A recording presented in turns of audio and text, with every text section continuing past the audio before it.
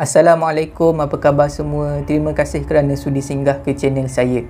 Saya harap semua penonton berada dalam keadaan sihat dan bahagia selalu, insya-Allah. Dalam video kali ini saya ada dua kisah seram. Kisah pertama adalah mati kelaparan dan kisah kedua adalah menjaga gudang.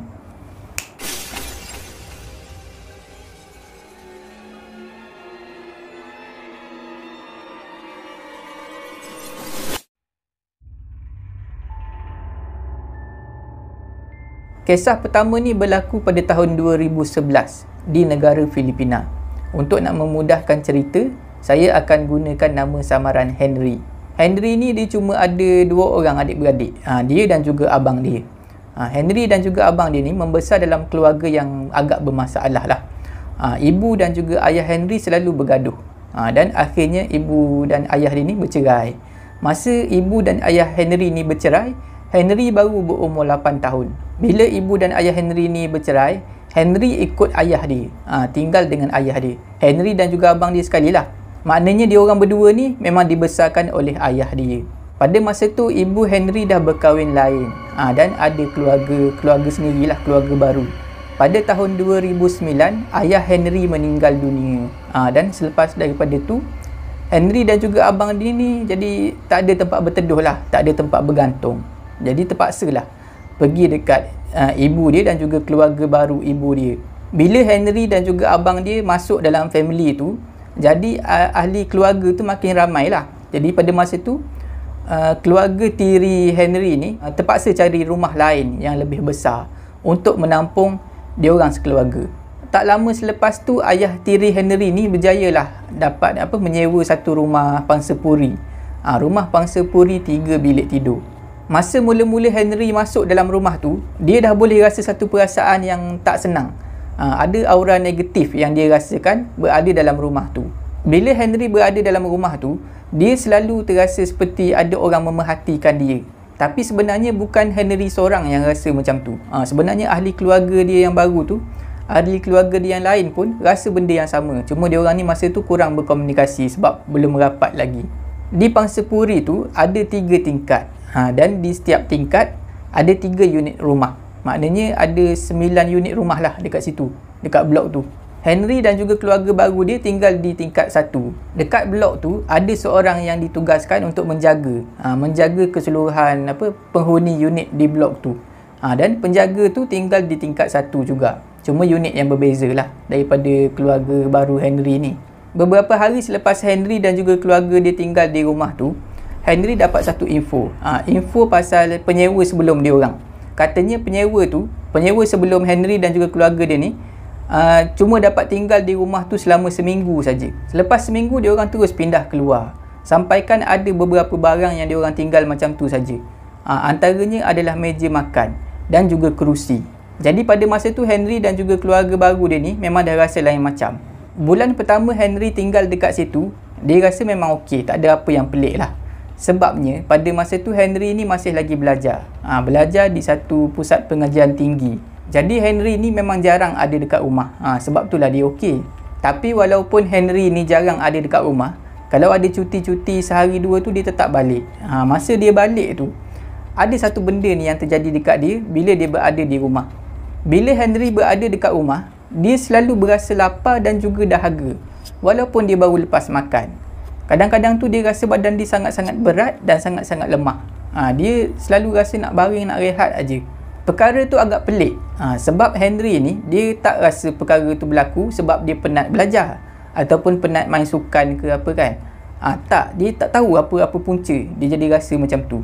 Dan pada masa tu Henry ni tak dapat nak bercerita kepada ibu dia. Sebab Henry dan juga ibu dia tak berapa rapat. Macam yang saya cerita awal tadilah. Henry dan juga abang dia dibesarkan oleh ayah dia. Masa pun berlalu. Sedar tak sedar dah sebulan Henry dan juga keluarga dia tinggal di rumah tu. Pada satu hari, masa tu Henry ni dia cuti semester. Dia ada dekat rumah lah. Pada masa tu dia berada di ruang tamu sedang menonton TV.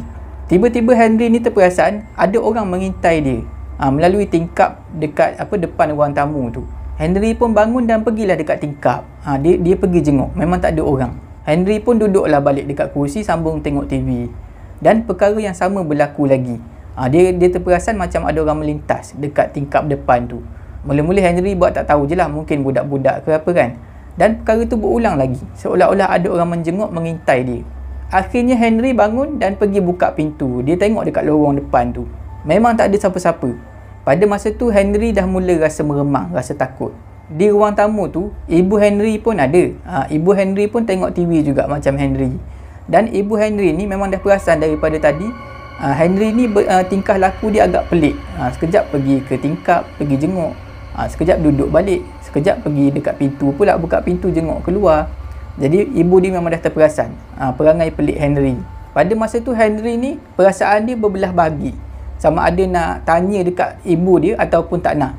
Sebab yelah dia belum lagi rapat kan dengan ibu dia. Tapi dia buat keputusan pada masa tu dia nak tanya juga ibu dia ni. Tak kira lah tak rapat ke apa, dia nak tanya juga ibu dia. Akhirnya Henry ni tanyalah ibu dia, masa dia tak ada, masa dia pergi belajar di kolej, ada tak ibu dan juga keluarga dia yang lain yang tinggal di rumah tu rasa seperti diperhatikan, rasa macam ada orang mengintai. Pada masa tu ibu Henry ni hanya menganggukkan kepala. Dia seolah-olah takut nak bercakap. Bila Henry tengok reaksi ibu dia macam tu, dia rasa ingin tahu. Dia tahu memang ada benda yang tak kena berlaku dalam rumah tu, tapi ibu dia tak nak cakap. Jadi dia mengadu lagi. Dia cakap bila dia ada di rumah tu dia selalu rasa lapar, rasa dahaga. Walaupun lepas makan, lepas minum, tetap rasa lapar dan juga dahaga, dan selalu rasa tak larat. Dia mengadu lah. Dia mengadu apa yang dia selalu rasa masa berada di rumah tu. Pada masa itulah ibu Henry ni buka cerita. Rupanya ibu Henry ni pernah berjumpa dan pernah berborak dengan penyewa sebelum diorang. Yang tadi saya ceritakan diorang cuma dapat menyewa selama seminggu tu. Penyewa lama tu rupanya berpindah tak jauh daripada blok Pansapuri tu. Bila ibu Henry ni jumpa diorang ceritalah dekat ibu Henry ni kenapa diorang ni berpindah. Katanya penyewa lama tu, diorang semasa tinggal di rumah tu selama seminggu, selalu terdengar suara wanita menangis. Pada mulanya diorang fikir suara wanita menangis tu adalah daripada unit-unit lain di blok Pansapuri tu. Tapi lama kelamaan diorang sedar memang rumah tu ada gangguan. Sebabnya diorang ni selalu terperasan seolah-olah ada orang melintas di depan rumah, di kawasan pintu dan juga tingkap di depan rumah. Dan bila diorang pergi jenguk dekat tingkap dan buka pintu macam yang Henry buat tadilah, diorang ni pernah ternampak ada kelibat perempuan yang pelik berlega-lega di lorong depan rumah tu. Ibu Henry menambah lagi, ibu Henry ni dia pernah bercakap dengan penjaga rumah Pansapuri tu. Yang saya cakap tadi tinggal di tingkat 1, tapi unit yang berbeza daripada Henry sekeluarga. Bila ibu Henry bercakap dengan penjaga Pansapuri tu, penjaga Pansapuri tu cerita pasal sejarah rumah tu. Katanya penjaga tu, dulu Pansapuri ni dimiliki oleh seorang lelaki. Dan lelaki tu dia ada seorang mak. Mak dia dah tua dan juga ada penyakit mental. Ada kabar angin yang mengatakan pemilik rumah tu, lelaki tu, dia tinggalkan mak dia dekat salah satu unit di blok Pansapuri tu. Dia tinggalkan mak dia dekat situ dan dia rantai mak dia. Bila dia dah rantai mak dia, dia pun lari. Dia tinggalkan mak dia dekat dalam unit tu. Tak tahu unit mana. Maknanya dia tinggalkan mak dia dekat situ untuk mati. Mati ke buluh. Tak lama lepas tu adalah penghuni lain yang tinggal di blok Pansapuri tu tercium bau yang busuk. Diorang pun berkumpul ramai-ramai dan mulalah siasat. Pecah masuk rumah tu dan tengoklah dekat dalam. Bila diorang masuk, diorang pun nampaklah mak kepada pemilik rumah tu dah meninggal dunia dan mayat dia memang dah busuk dalam keadaan yang dirantai di atas katil dalam bilik unit rumah tu. Tak tahu unit yang mana. Bila Henry dengar cerita daripada ibu dia tu, dia rasa terperanjat lah. Lepas tu dia tanyalah mak dia, ayah tiri dia tahu ke tak pasal benda ni.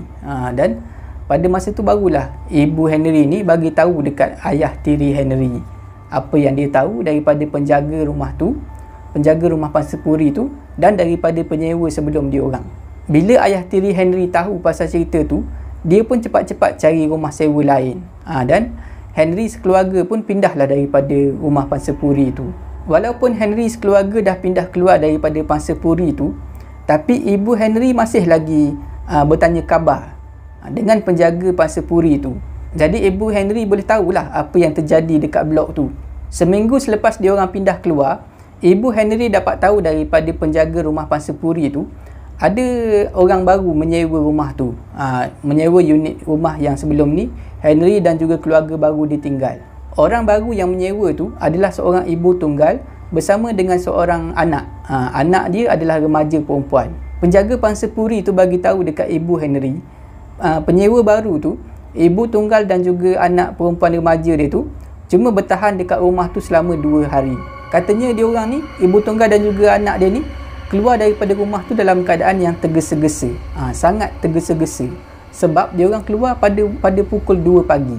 Masa ibu tunggal dan juga anak perempuan dia tu lari keluar daripada rumah, kebetulan di depan blok tu ada orang, salah satu jiran dia yang tinggal di blok pangsapuri yang sama.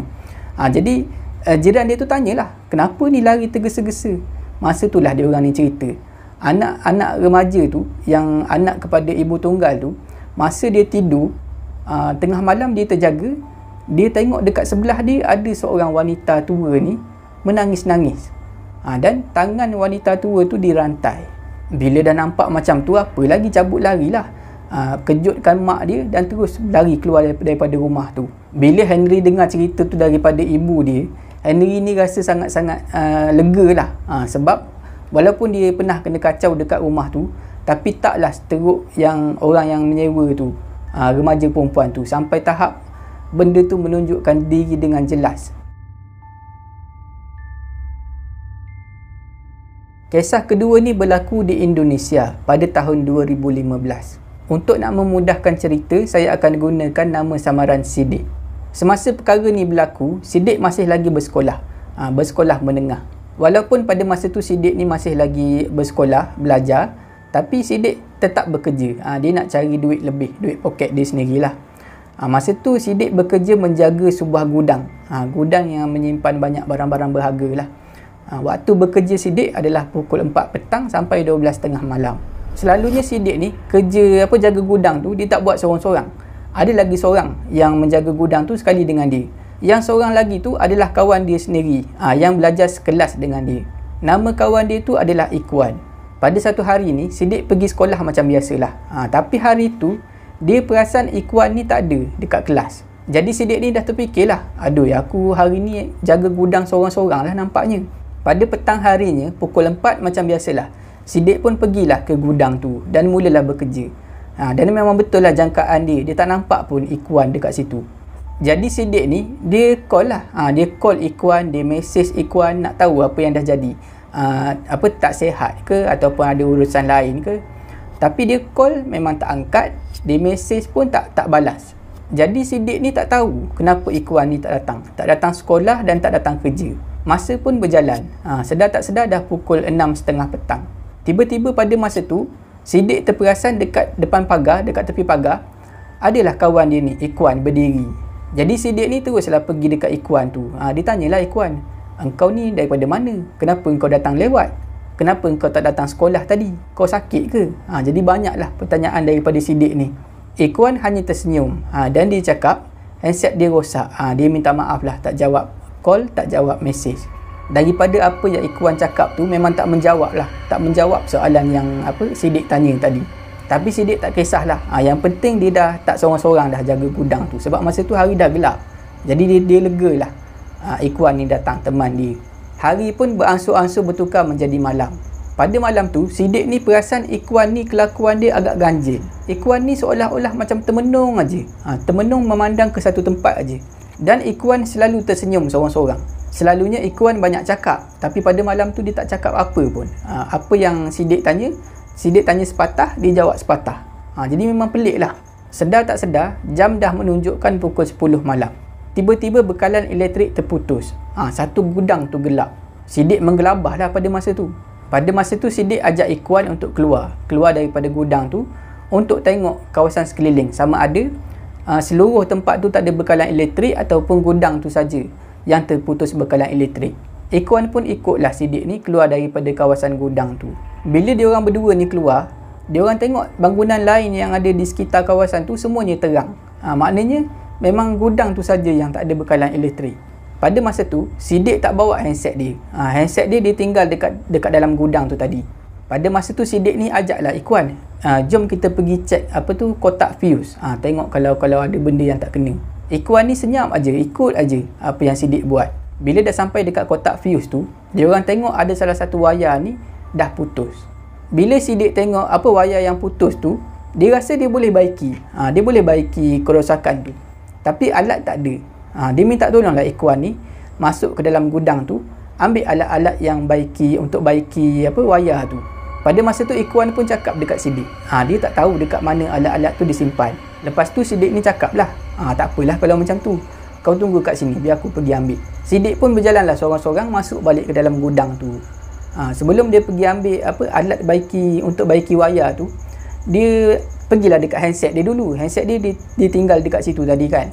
Dia pun ambil lah, dia angkat lah handset dia. Bila dia tengok dekat handset dia, ada beberapa panggilan dan beberapa mesej.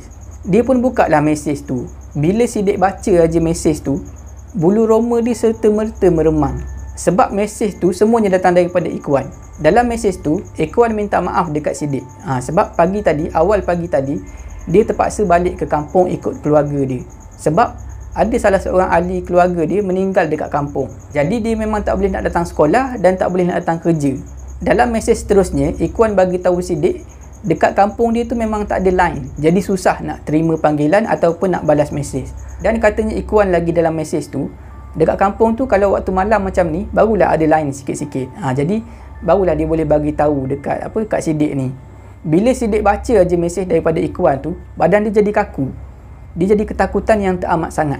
Masa tu dia terfikir, siapalah yang teman dia tadi daripada pukul 6.30 sampailah pukul 10. Pada masa tu Siddiq ni memang ketakutan. Dia takut benda yang menyerupai Ikuan tadi akan datang dekat dia pada masa tu. Jadi Siddiq cepat-cepat kemas barang dia dan keluar daripada gudang tu. Tapi Siddiq ni bagus. Walaupun dia dalam keadaan takut macam tu, bila lepas dia keluar daripada pagar tu, dia tetap kunci. Dia tetap kunci pagar tu. Keesokan harinya, Siddiq ni pergi berjumpa dengan bos dia. Dia ceritakanlah apa yang jadi. Bos dia pun cakap, gudang tu sebenarnya memang ada benda, cuma dia je tak bagi tahu dekat Siddiq.